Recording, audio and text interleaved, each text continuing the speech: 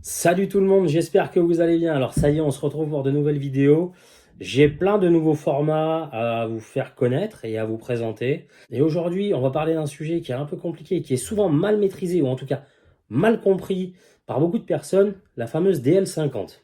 Alors, quand on parle serpent venimeux, on entend souvent dire, oui, il a une DL50 2. Mais c'est quoi une DL50?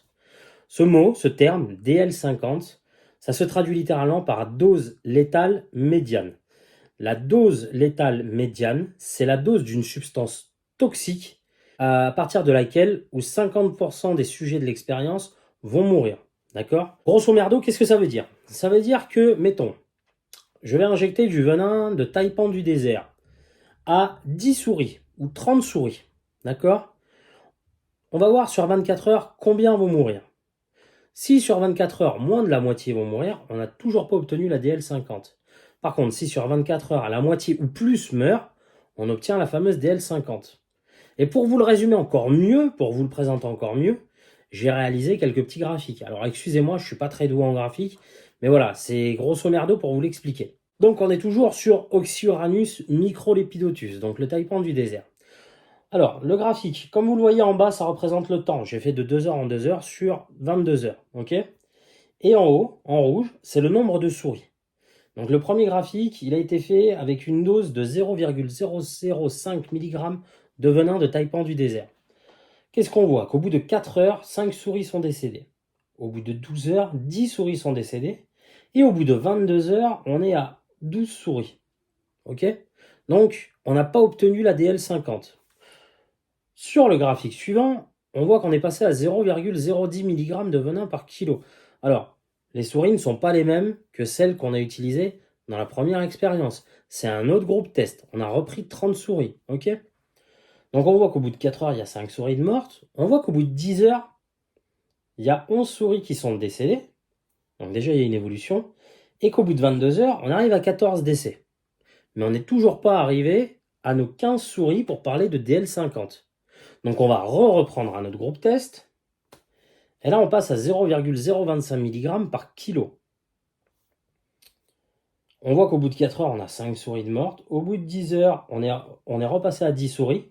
Par contre, au bout de 16 heures, on arrive à 15 souris. Et à 22 heures du temps d'injection, on est à 25 souris. Donc là, on voit des effets qui sont quand même beaucoup plus marqués et il y a plus de décès. Donc potentiellement, on a atteint notre DL50. Mais pour être sûr, on va encore augmenter la dose sur un autre groupe test. Et là, on est passé à 0,040 mg par kilo.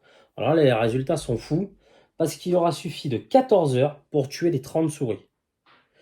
Donc, on va prendre nos résultats et on va constater qu'entre le 0,010 mg et le 0,040 mg, eh ben, on aura le 0,025 mg qui aura une courbe assez nette, assez franche, et on aura obtenu le résultat de la DL50.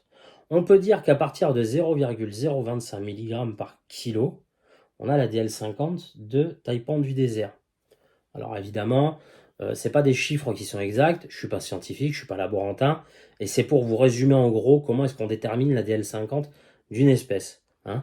Mais à partir du moment où la dose de la substance tue 50% des cobayes, on obtient ce fameux chiffre, tout simplement. Donc maintenant, vous saurez que quand on parle de DL50 sur une fiche d'espèce, on parle de la dose à partir de laquelle le venin va tuer 50% des cobayes. Et ça peut être différentes espèces. Vous pouvez avoir des souris, des oiseaux, des batraciens, une multitude de proies test, on va dire. Mais voilà comment est-ce que ça fonctionne.